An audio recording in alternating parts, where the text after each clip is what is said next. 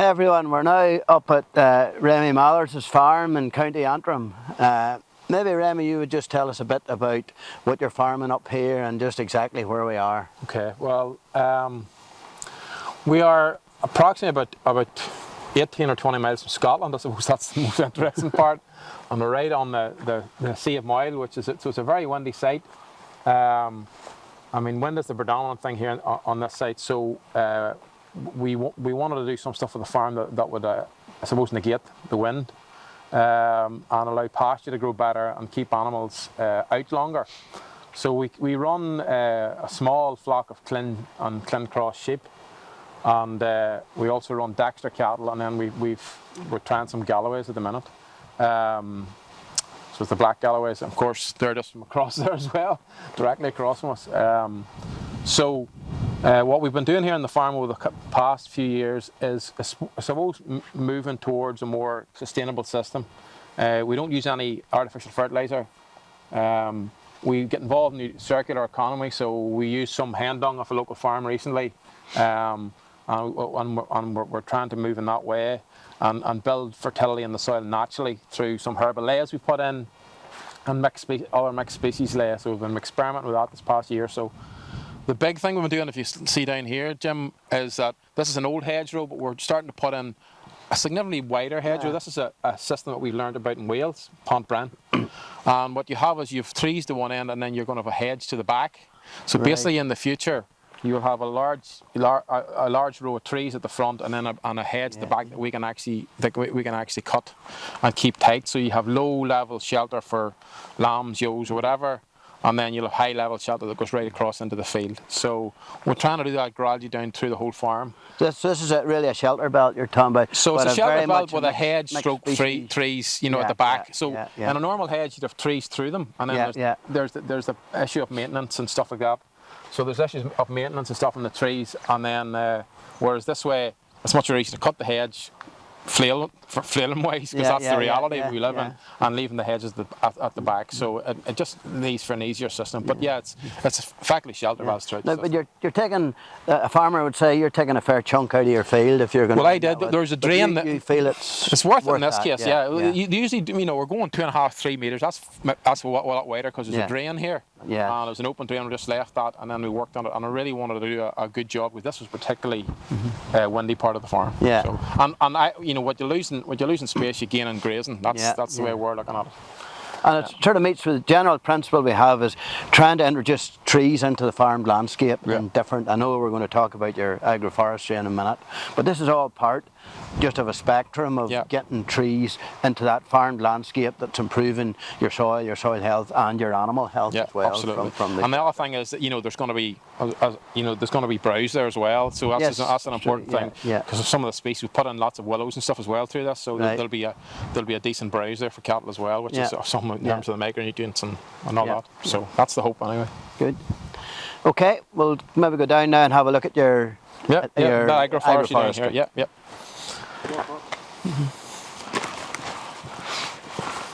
That's interesting. Right, Remy, here we're in your agroforestry. Take us back to first principles, really. Number one, what was your thinking in actually establishing agroforestry in this field? And then, having made that decision, what were the next stages? How did you decide on spacing, on trees, and so on? Okay, well, in the first instance, we wanted to do something on the farm here that I suppose would demonstrate to other people the importance. I would do a bit of work in that area. I know Sinead, my wife, works with a department, and she's keen on doing the right thing as well in terms of the environment. But it's also in terms of productivity. We wanted. This field gets quite wet. It's not wet today because we've just come out of a major drought. But this field gets quite wet, and we want to do the first part just to see what it was like, to see how we could get on and experiment with the cattle, and then we intend to extend across the rest of the field, and one more field down below. The species we selected in this field is cherry.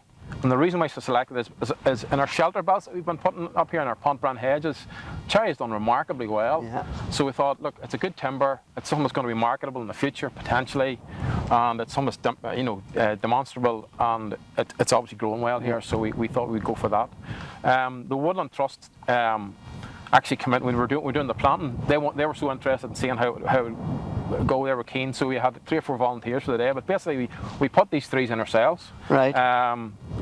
We bought the cactus guards, and then the rebar is the little steel that you use. We just bought locally from a local steel yard with little supports. When did you plant? What time of the year? We put them in the winter, Right. Probably January, February Right. time. And we wanted to try them. Initially, obviously, I always, what put me off agroforestry to date was the fact that we couldn't put cattle in them. Yeah. And even though our cattle, well, we've bigger cattle down below, but they aren't the biggest. They're still, that bull behind you there would still knock a tree down very handy, a young tree.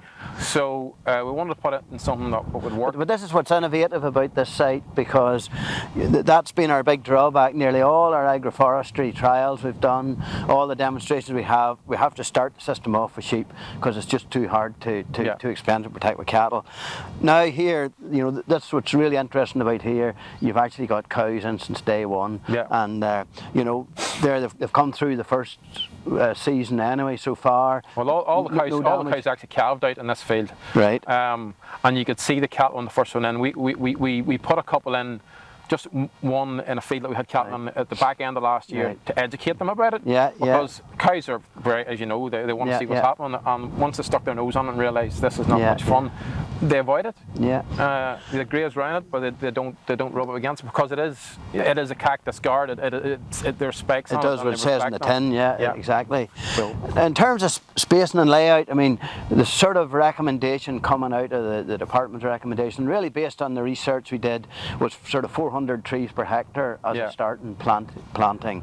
You've gone a wee bit lighter than that, which is fine, because from the Loughgall experience we had 400 trees per hectare at the start. Then after 10 or 12 years we took a quarter of those out in the first thinning, and we had 2 thinnings, so we're down to about 200, 220 per hectare, which you're not far off here. So why did you go for the wide spacing, for example, between the trees? Well, this is a 10 by 4 space, a 10 metre by 4 metre spacing. We wanted to be able to allow machinery in. We wanted to be able to allow, so this was covered in hen dung here a few weeks ago. We sprayed hen dung on it maybe 5 or 6 weeks ago. So it means the guy could get in very, very easy with a big machine and turning the headlands. All your normal grassland operations. It doesn't. So it's no impact on the farming in terms of that. You could cut silage off this. You could do whatever you like. If this feed's maybe a wee bit rough for silage, but in terms of it's up and down. But I mean, if you wanted to, this would allow you to do that, no problem. And we're actually going to put another field in 10 by 10 just for a wider one again, just to try that. Space, so we want to try. We just wanted to experiment with a few types. I quite like this layout. It's good. And we'll extend it across the rest of the field hopefully this year. So it's good. And as you can see, the cattle, they're sitting grazing. They're grazing happily behind us here, and no problem with the trees at all. No problem. In fact, they seem to spend much more time in among this. Than they just do even out. And that's there. Maybe going back to their own, to their that's ancestors. When we did some of the early research at Loughgall, we were very interested in the effect on sheep movements of having the trees. And even from day one, when there was just a post and a plastic tube, sheep would lie down beside them at night, or when they weren't really casting any significant shade or shelter. Whether it's a psychological effect or whether animals just like something there to break up the monotony of a field, who knows. But certainly as your trees develop, your canopy, I think you'll find the animals will spend more time around them. Remy, focusing just on the tree itself and the protection. Tree protection is the first serious stage in an agroforestry plantation. Your novel here, this is really there's very few examples of using these cactus guards here in the north.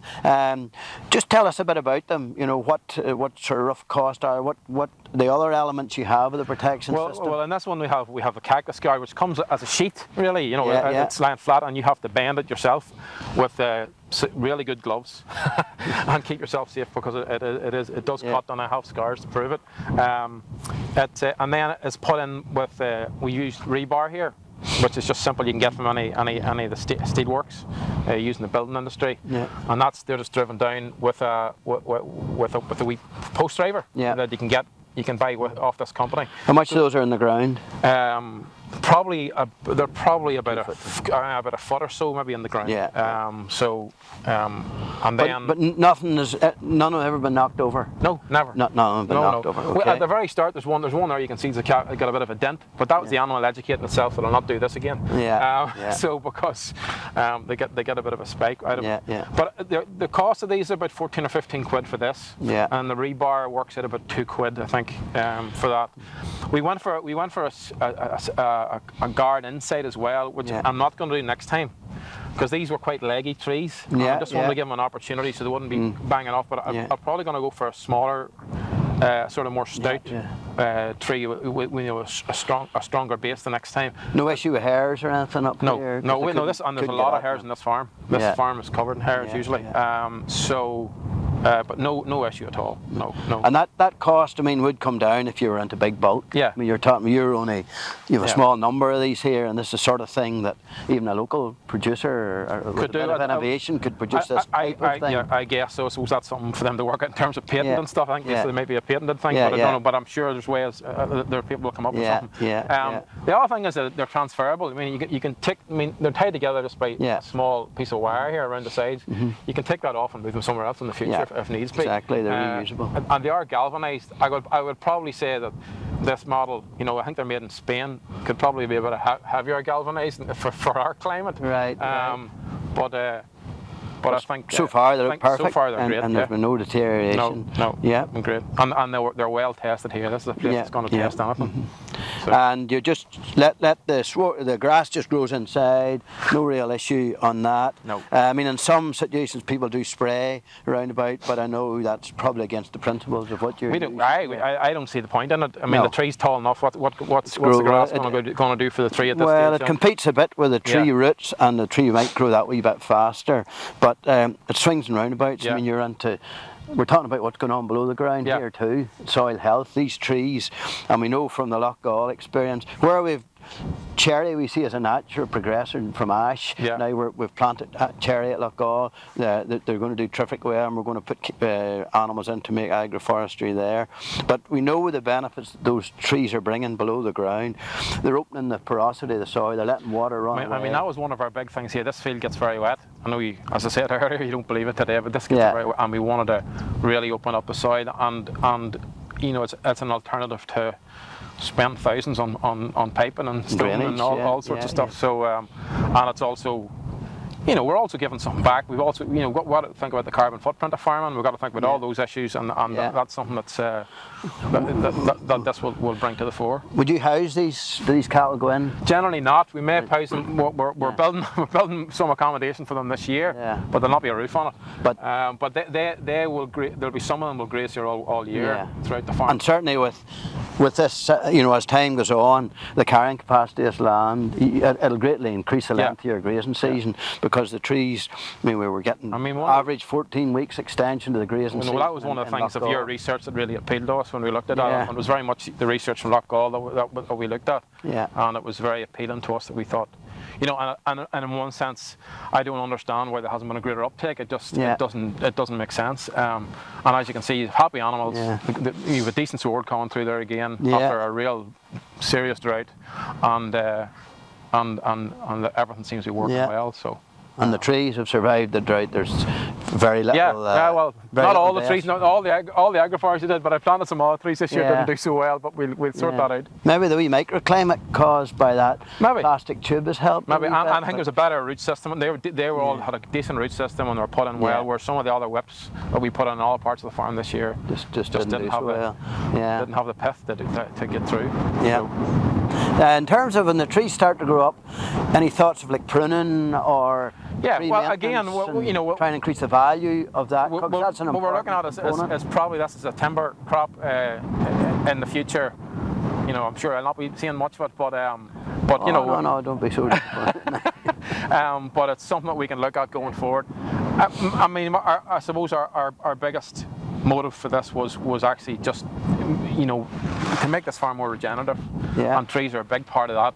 We live in a landscape that would have been full of trees naturally, and it's denuded of trees in many cases.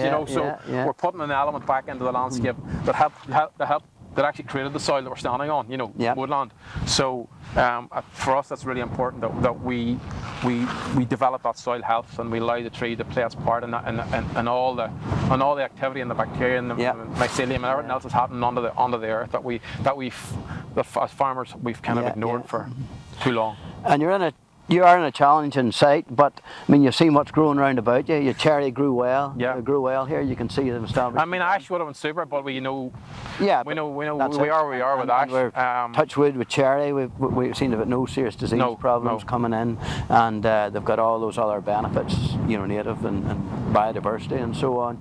And you've got salt winds here. Absolutely. Cherry seem to be pretty tolerant to salt. Well, as I say, that was our main thing. We looked at what had grown well in our shelter belts and on some of our trees in the farm, and cherry seemed to be really smashing it. So we thought that's the tree to go for. In that sense, and it makes sense in terms of, you know, there is a demand for timber. You know, it's a high quality timber. Yeah. You know, so why not? What about your neighbours? I mean, people look at this.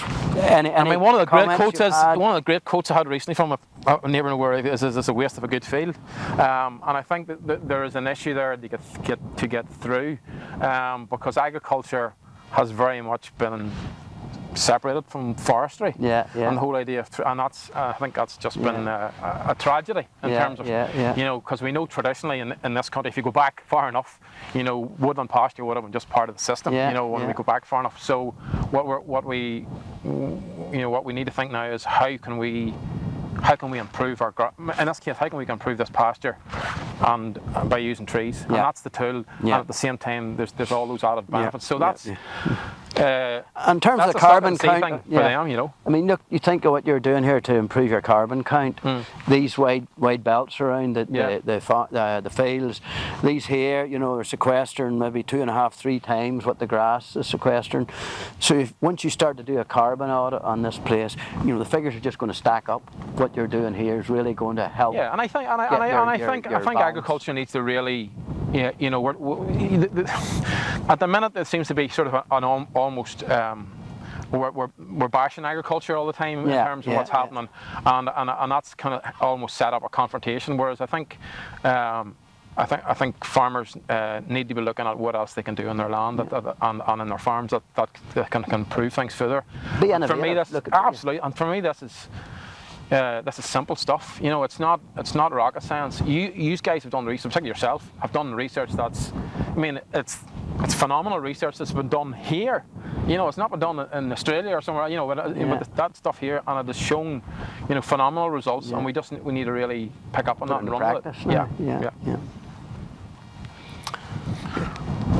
Good stuff. Right, everyone, we've moved up around the Antrim coast, to the North Antrim coast, past the town of Ballycastle, and we're on Charlie Gould's farm, Brockgammon farm, and we're joined now as well by Sean McGloin, and Charlie's going to tell us a bit about his farm and what he's doing up here. Yeah, absolutely. So Brockgammon Farm, we specialise in kid goat and rose veal. We farm about 50 acres here.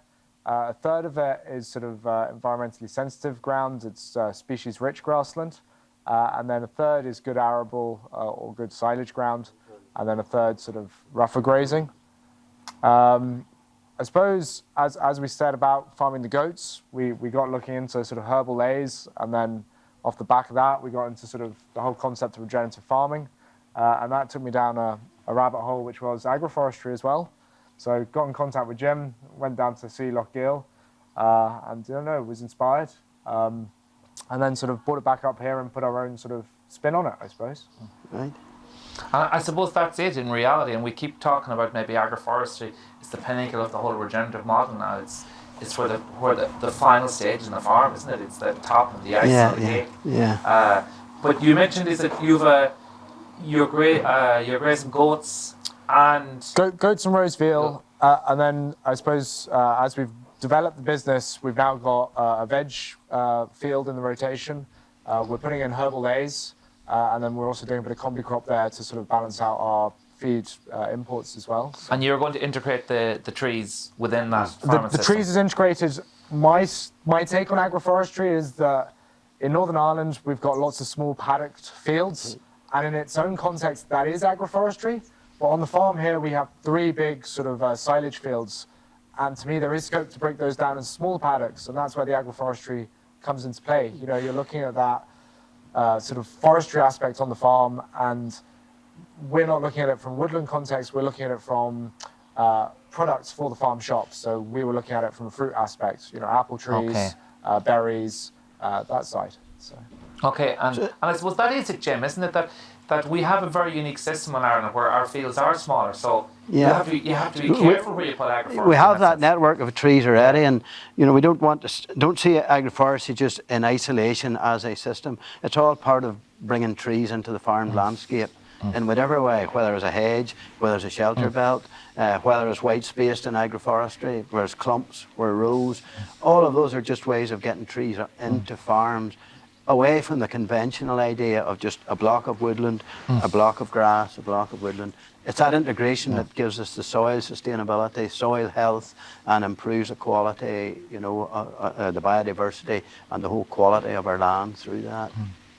Before we go and look at the agroforestry now, is in terms of how it's going to integrate with your system, but your system is very much direct sell, is it?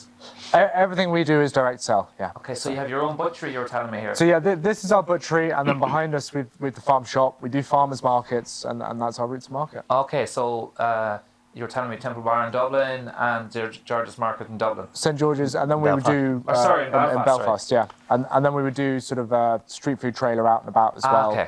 And now, you know, we're 10 years in, we're now starting to get the scale where we're sort of starting to talk to wholesalers and stuff. So, okay. But little by little, we're not jumping the gun. You see the fruit coming off your agroforestry element as an addition to this whole system? It all feeds, you know, it's a balanced ecosystem. You can't just be doing one and that's it. Like, it's making use of all the spaces. And Jim was talking about the different blocks. We used to use the countryside management scheme and you know, the more sort of government incentives to plant trees. And anything that was blockable, we've blocked. You know, we're sort of woodland, and that covered our sort of timber production. And then I was thinking, as we were doing the hedges, we were trying to push in a lot of blackthorn and stuff, and you know, slow berries. Always trying to think how we could get a spin that we can add value through the farm shop. And then the agroforestry. We thought, right, this is it for fruit production. So. Excellent. We'll go and have a look. How is the farm developed? How long? What was this farm like when you came first? What was it? What was it like? There was a gentleman who lived in the house and unfortunately had very bad arthritis, and he couldn't get out and have a look around. So the tenant farmers were supposed to have looked after the fencing, and all the fencing was done. There was a gate here, and I would say the whole farm was just one fence. Just one free range. 3 good fields that you could see from the house. Were well looked after. Okay, and after that, the rest of it. All the ditches and the shucks had all fallen in, and where we've been able to get the grants, we've stuck up double fencing, put in trees, and hedgerows, but always with the idea that the hedgerows could give something back. So you know, we were looking at like coppiced hazel, we were looking at fruit-bearing sort of hedge varieties. Okay, let's go and have a look. Let's go. Yeah. In the rain. Well, exactly. Out of the rain, I think for a minute. Wouldn't be North Antrim without it. So. Charlie, we're now out in the area that you have decided to turn into agroforestry. Just give us your thinking on why you put that here, what you hope it'll bring to the ground, and then we'll go into more of the practicalities of establishment and what your decision process was. Yeah, so I suppose you can sort of see in the background there, you know, the rest of our farm are all small little fields. Yeah. And we got 3 of these big silage fields, and we thought, you know, we work on a paddock-based system, we can afford to split them up.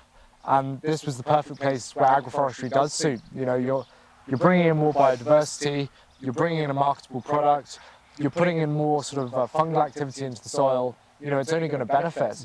The bottom end as well, you can even see sort of the rushes sort of starting to poke out. You know, it's going to help with any of the water retention in it, give you more trafficability and that side of things. So. But yet you haven't gone for conventional agroforestry. Other things we looked at have been more timber producing trees. You're really going for almost a fruit mix here. Yeah, so you can see there, that block of woodland there. Yeah. You know, that's all timber production, and we've got plenty of little pockets like that. And we thought, look, we've got the farm shop and cafe. We want to put in something, you know, farming, it's food production. It makes sense to be going down the route of growing apples and fruit bushes as well. Yeah. So. And you've gone for a wide row spacing and narrow between the rows. are narrow In within the the row. rows.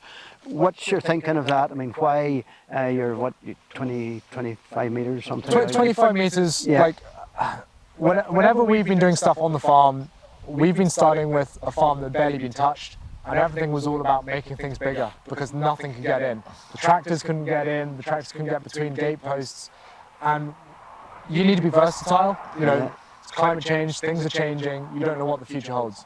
So by going wide, we've taken the biggest sprayer, you know, who knows why a sprayer might be coming in here, but if it can fit, then you can change to suit. And you know, if we choose to combine it in the future, a combine can get in between the rows. Or make silage or whatever. Or exactly that. Yeah. And with that row spacing, we chatted to Wakelands, they worked on an 18-metre spacing.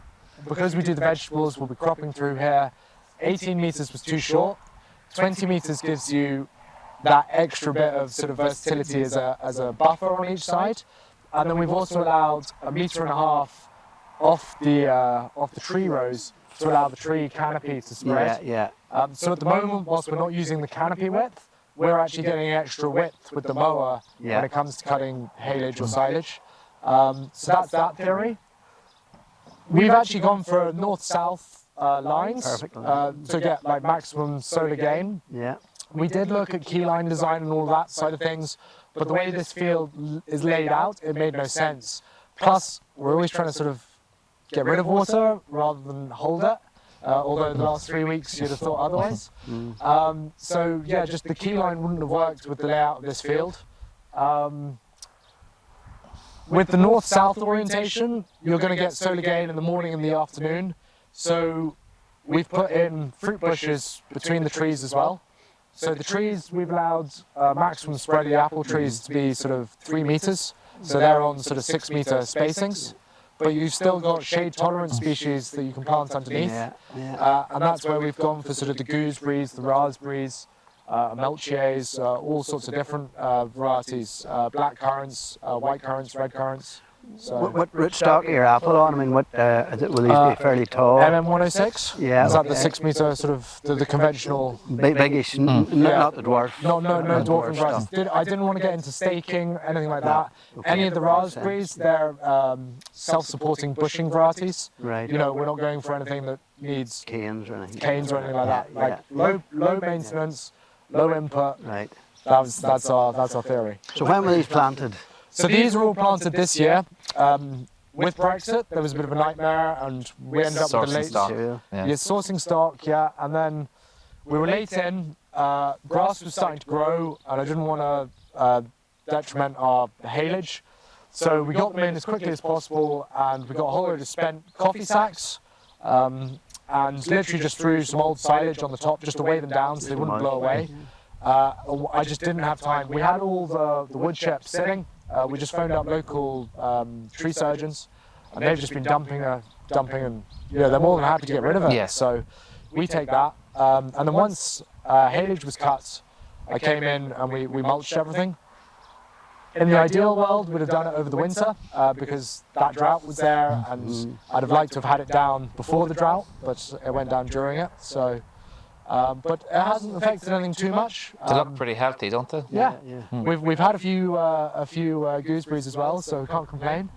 So, yeah. And you've how much there, about 4 inches, something like that, of mulch? About 4 inches of mulch. Yeah. Like you can see where we haven't, and the grass has started to come through. But is this what you want? I mean, what's the principle of the mulch, as well as obviously weed controlling around the trees? Weed suppressant, and that's going to stop any like water competition for the actual plants. You're also, I suppose, pre-inoculating the soil with fungal activity, which is maybe going to help it. But you know, it's going to take a while for that to break down because it is fresh. But that's going to help. It also leaves it nice and accessible, and you know, I suppose in the future we might toy with throwing in some mushroom spores, but probably not a commercial thing. It'll just be for a bit of fun.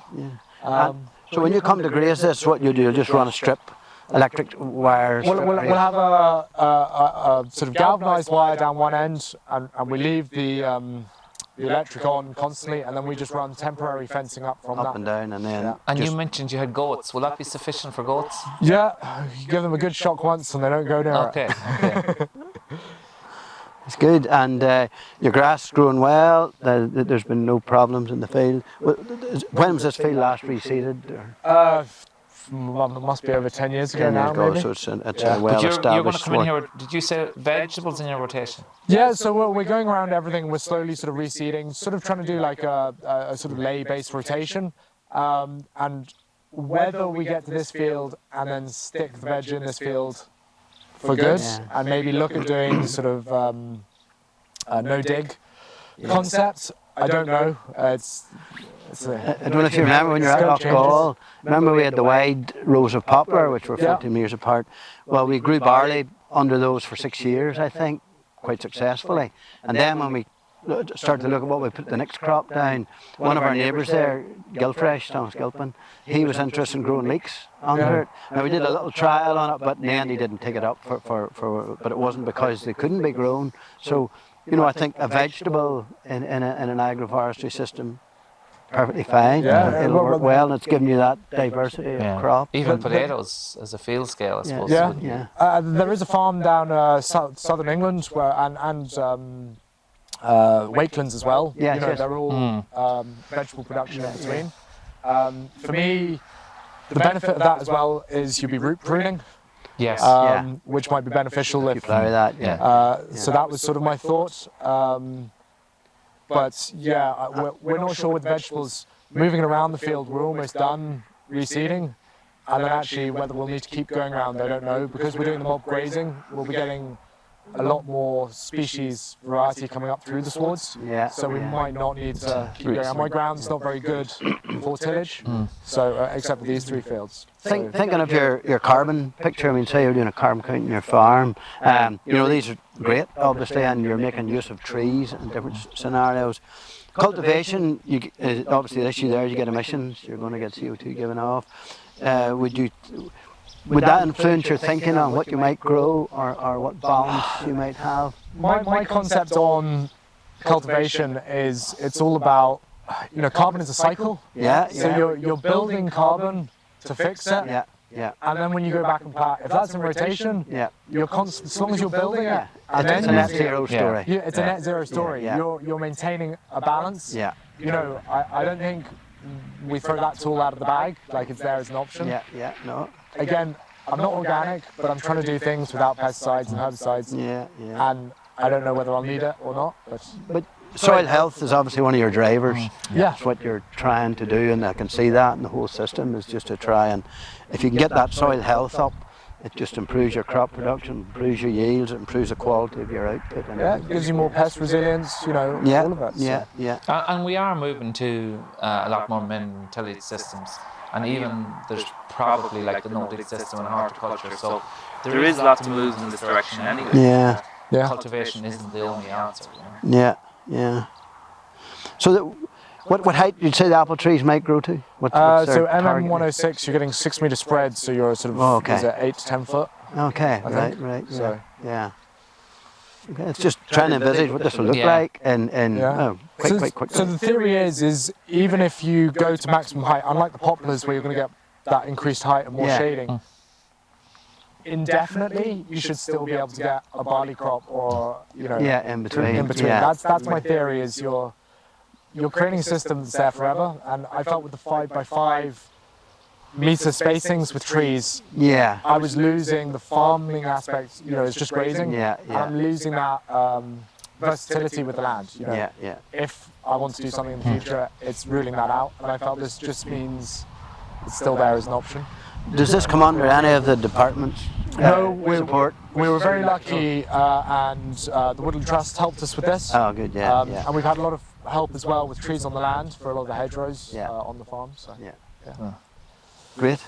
So the only other thing I'd say is when we came to planting, we sort of looked at it as a series of concentric circles for the fruit trees. So the most delicate trees are in the centre, so things like your plums.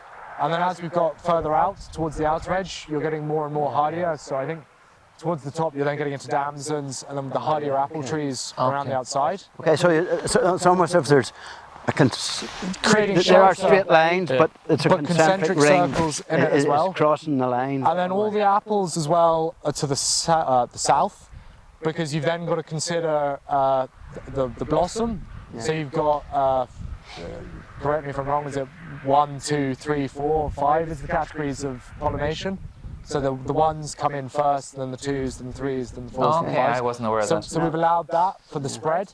And so the ones are southwest, so then in theory the prevailing wind will blow it to 2, blow it to 3, blow it to 4, blow it to 5. And the same with the apples and pears. The planning was a nightmare, but You put a lot of thought into it. Yeah. so What about ongoing maintenance in something like this? so thankfully all the pruning happens in winter when the stock are inside and I'm twiddling my thumbs. So it should be nice and easy and work into what we already do. And the pruning, I think it's a case of once you get your head around it and you're not having to refer to the book, you can just go in and, it doesn't take too long with each tree. So. And then will you continue to chip up? Would chip up? Oh yeah, continue to chip up, and we'll see how it goes in the future as to whether we need. Chatting to Wakelands, they have a big problem with weeds in their rows. Their rows are a lot more complicated. They're going for like a 3 depth tree in a row, whereas I'm a single row. So I could quite easily get a mower in the But autumn. Wakelands aren't they lawn livestock as well, are they? They've no livestock, they're just cultivated in between rows. But the problem they've got is they found a lot of brambles coming through underneath the trees. But they would be growing a row of trees and then sort of like not a willow, but like a biomass crop down either side. So it's a bit more complicated to get in to keep it clean. Now, in theory, I can put the wire right up And get the goats with in. the stock and get it cleaned, but then you don't want them pruning too much, and the goats they could cheekily put their head through the wire and trim the apple trees. But no, I think like the long-term plan was to sort of allow it to basically come up with natural wildflowers and stuff. That was my theory. And so yeah, just let it grow through the summer and just then come through with the mower in the autumn, and it would just slowly, naturally populate with sort of wildflowers. In Loughgall, in that plot I was describing, where we had the rows of poplar and the barley between, we sowed mainly a clover mix in the middle to try and encourage ladybirds, things like that, which University of Leeds had done some research which showed that you could, those in turn would eat the aphids, and they were able to reduce agrochemical usage if you had, the right mixture down that crop. So my initial plan was with the 3 metre width that these are hypothetically on, was to sow that with sort of a wildflower mix. But then by the time I'd got into doing the mulch, you were losing 1.5 metres, so you'd only end up with 1.5 metres on either end. Right. And for the cost of the seed, I just thought, actually, I'm better off just letting it naturalise and do it itself. And you can sort of see there where the mowers missed the metre. That over time, it will naturalise. Sure. But just as long as I get the mower in it in the autumn, and my theory is a side discharge mower, throw it back onto the mulch pile. That's the thought. Yeah, and once your bushes are big enough, they'll be able to do that. They'll take it, and then. Thanks very much, Charlie. That was really good. Okay, now we've moved into the middle of the Antrim Hills in Brashean, County Antrim, and we're on the farm of Ian Gibson at Rothsherry. And Ian was one of the original trialists for the agroforestry trial which he set up at Loughgall, first of all in 1989, 90, and then 1 year later we planted these trees here. If you remember, when we looked at the Loughgall site, we were left with the ash trees there. Where we planted sycamore and ash at Loughgall, but the sycamore did not do well at all. Whereas here in this environment, the sycamore did well. We didn't plant ash because this was a different farm. It's a hill farm. We're up here 750 feet above sea level, and we have more challenging soil. And sycamore was a tree that we trialled here. So this was ran as a research trial with replicate plots of different spacings of sycamore and so on. And Ian managed the sheep on it, and we did all the full set of measurements, and we have the data from the early years of it. Then eventually, when the funding for the research ran out, and we were just able to keep the Loughgall site going because it was on a farm, and really we just handed this one back to Ian to continue to manage within his own farm structure. So maybe you just, first of all, your overall opinions of agroforestry on this site. Do you think it has brought a benefit, or what way would you use Well, to look at it, it looks well. It looks well from the road, and when you travel along the main road there and look across, it looks like woodland and the stock through it. It provides shelter for the stock, and recently in that warm weather, great for shade. Amazing how many animals were through the daytime were in the middle of the trees. There was hardly any animal out grazing at all, especially the sheep. We do cut thin the timber. We use it in the house for heating. But it's been an asset, and you also think you've done a wee bit for conservation. Yeah. And we've a very good 20 years ago there was a survey done, and we have a very diverse warbler population in the summertime. In fact, they said there were 6 different types of warblers to be found in this agroforestry site and a woodland site just across the burn from it. So in terms of the soil, like, do you think it has kept it drier, improved it, makes it yeah, easier? I think the soil definitely in the trees in the planted area is would be drier than in the open farmyard area, farmland. And you have both sheep and cattle on here? Yeah, the first obviously the trees were small and they were in tubes. We didn't let cattle in near them, but in the last 4 or 5 years we've allowed cattle to come in here and graze in the summer. Right. They have grazed off a few of the lower leaves and branches, but they've done, I think they've helped open the whole canopy out. Another good benefit, they've proven now that cattle grazing leaves and bits of branches reduces their methane emissions substantially. So you're doing a bit for the environment in that way. Doing it. Yeah, they are, the cattle are. Accidental. Yeah, accidental. But I'll take any credit going. Yeah. So like in terms of the carbon footprint in your farm, this would be it's a high organic matter soil, it's not a pure peat. No, no, it's not peat. But it's an organic soil, and but it's a fairly shallow soil. It's very shallow, that's right. Yeah. That's why our farm suffered so much from drought recently there. Yeah. And you didn't notice any grass reduction in the dry spell under the tree? No, in this area, no, there was never any. No. For some reason it seemed to survive the drought much better. Probably the shade effect of the trees helped things a lot. This sort of space in here, we have about 100 trees to the hectare, and this would be, we would see this as a sort of final spacing. In other words, when these were planted at that density, that's what you'd aim to keep at. I mean, the department's recommendation is 400 trees per hectare, thinning down and picking out your trees, eventually ending up with something like this. So if you like, right from year one, this has been an agroforestry plot that is established at its final density. And you know, I mean, okay, if the trees had been pruned, if you'd been wanting to produce tall, straight timber in this situation, you could have put a lot of effort into pruning them and maybe use different types of trees and so on. But they're really doing the purpose, which is they're bringing sort of health to the soil, they're improving the soil biodiversity. We're going to shortly take some soil carbon measurements here just to see how they have, like we've done at Loughgall, where it's shown to be beneficial. And as Ian says, it's brought a lot of biodiversity to the site. What do your neighbours think of it? Say now and 30 years ago, was there any, well, maybe there's no examples? I'm not asking, but I know some of my neighbours locally thought I was deranged. Not even putting it politely. When I started off, that's said a lot of good dry hill land ruined with trees. Yeah. Probably people with wetter farms. Yeah. Maybe now some of it a different idea if they were yeah. I mean, the younger people now are much more clued into biodiversity and ecological patterns in the countryside. Yeah. And I know you farm with your son here now. What was his thoughts be on these trees? He just takes them as part of life. The two sons now are both at home. Both of them, yes, and they wouldn't be just big tree people. I'm maybe too much of a tree hugger in my youth, so it wasn't too hard to convince to plant trees on the farm. I did plant earlier on Sitka spruce, and of course we were doing what everybody else was doing, the department was doing, and commercial forestry was doing, and we now see that was an ecological disaster.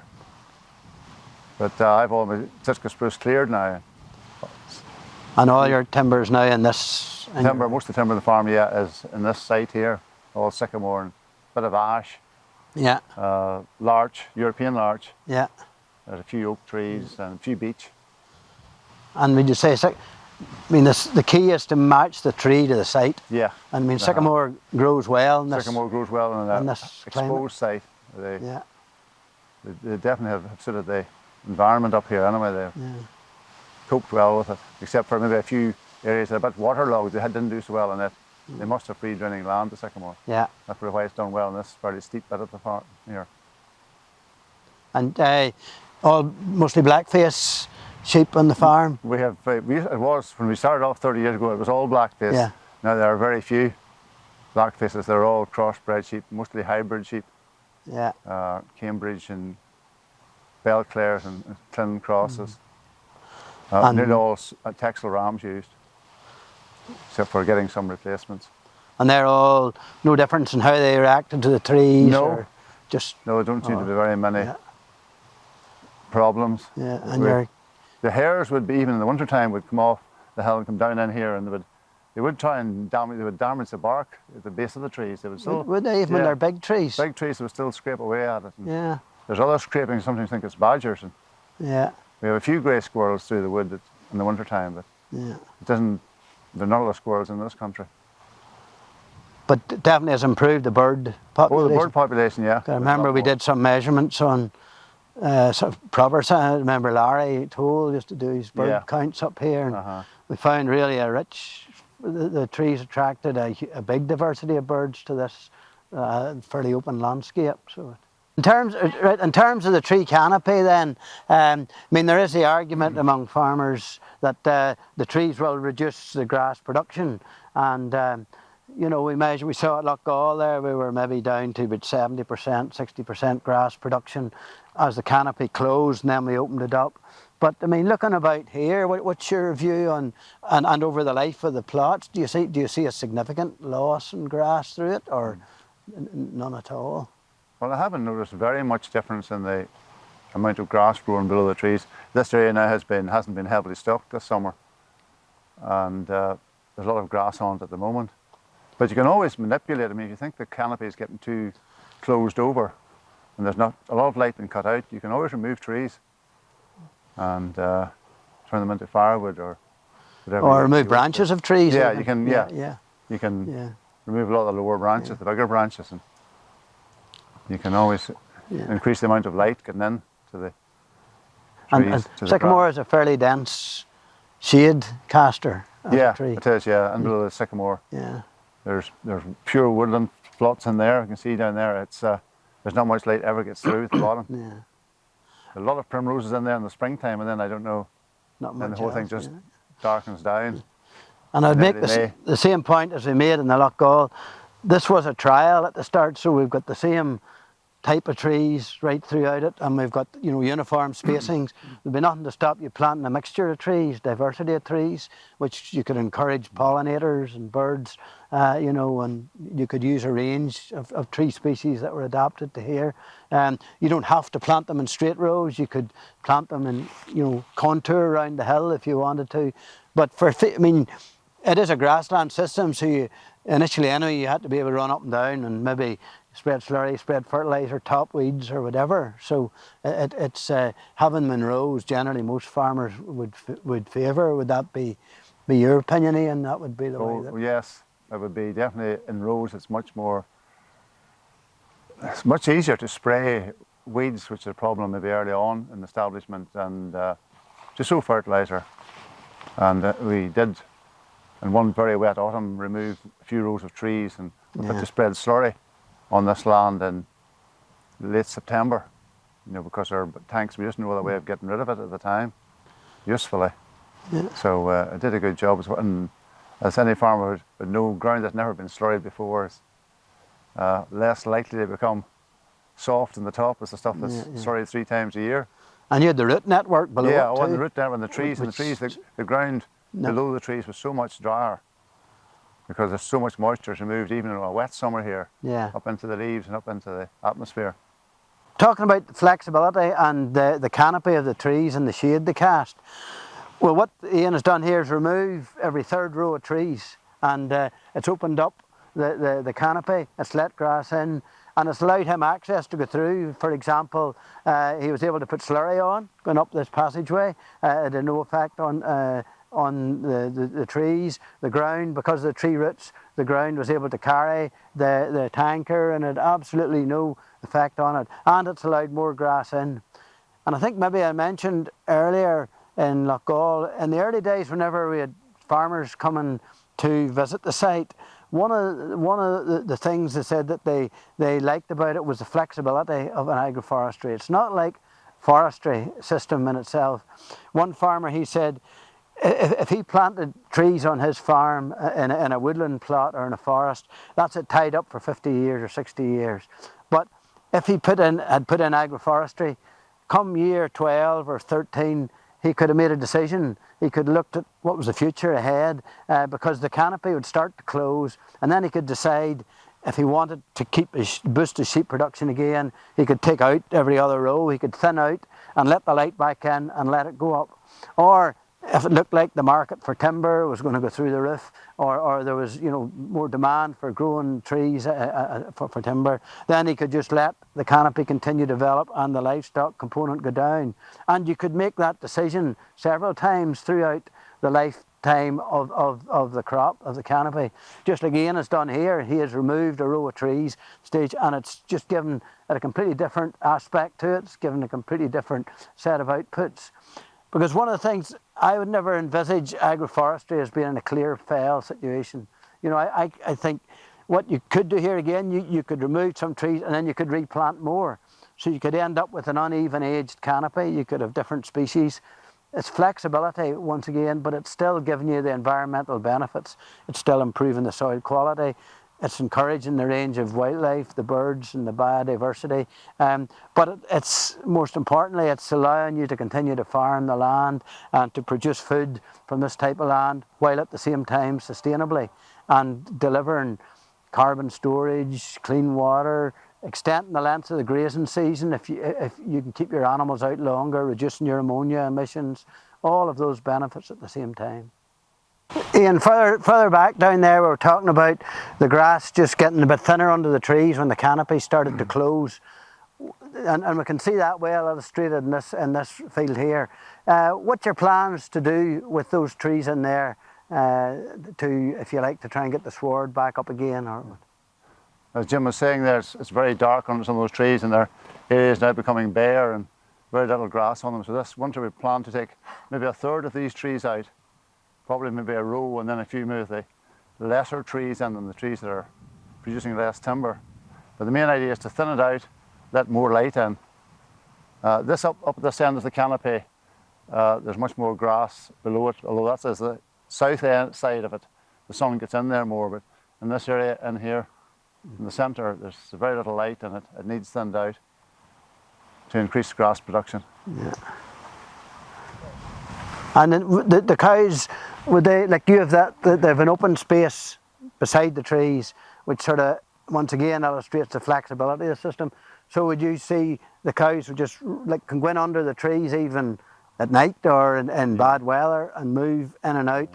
It's using trees in that way, like in a more flexible way on the farm. Well, the cattle are free to roam. Just a few weeks ago in the warm weather in July, it was in here for shade. And probably in very wet, stormy days, they come in here for shelter from the wind and rain. We found that today when we were walking through the paddocks there, that there was a lot of shelter. You get into the denser tree paddocks, and the showers of rain were virtually unnoticeable. Yeah. So the cattle appreciate that too. And I notice the canopy is just dead level down. It's just something at the height that those animals can graze at. So they are eating a lot of the leaves and nipping them off. And I say we know that's good for methane reduction in animals if they're eating those leaves. So they're just keeping it at a nice height. Now, if you had taller cows, you'd have a higher canopy maybe. But we used to have a lot of Solaire cows, and they graze higher. And the Dexter, so they'd be much lower. But the Galloway seem they're a good breed for it. They're good for this land and good for this type of environment at the end of the day. But just thinking, sort of to finish on that, just the the benefits for soil health that these trees are bringing. It's a completely different, the soil in there is completely different. How we know, we've taken measurements of, there's more worms, there's more insects, there's more soil flora, and you know, it's generally just adding to the whole improvement in the biodiversity and this soil and this type of environment, and it's giving diversity on the farm. It's improving the carbon count, the carbon storage facility on the farm. It's delivering animal health benefits and all those sort of ecosystem services, as well as, to come back to it once again, it's enabling somebody to make a living from the land, which is important too. You want to get... Well, we've had a great day's filming. We're in 3 farms in the Anton Plateau, and we just want to thank you, Ian, for having us on your farm, showing us agroforestry. Yours is the oldest plot. And you and me are the oldest 2 here, I suppose. But he and I we went to Queen's together, and we did agricultural botany together. And I did most of my PhD on the back of this hill on grazing clover. So we stuck together a while, and these trees are maybe one of the legacies of that too. At least he didn't pull them out when we left. So thank you very much. No, it's great to see it. It's lovely to see this example. As I think I pointed out, I mean, Loch Gall is officially the oldest still in existence agroforestry trial in Europe, and this is only a year younger than Loch Gall. So this is really a great example. 30-year-old agroforestry system. We point out the trees are healthy and well. Okay, they're not tall forest giants, but they're doing their job. They do what we want them to do in this environment, and that's a tribute to yourself. So thank you very much.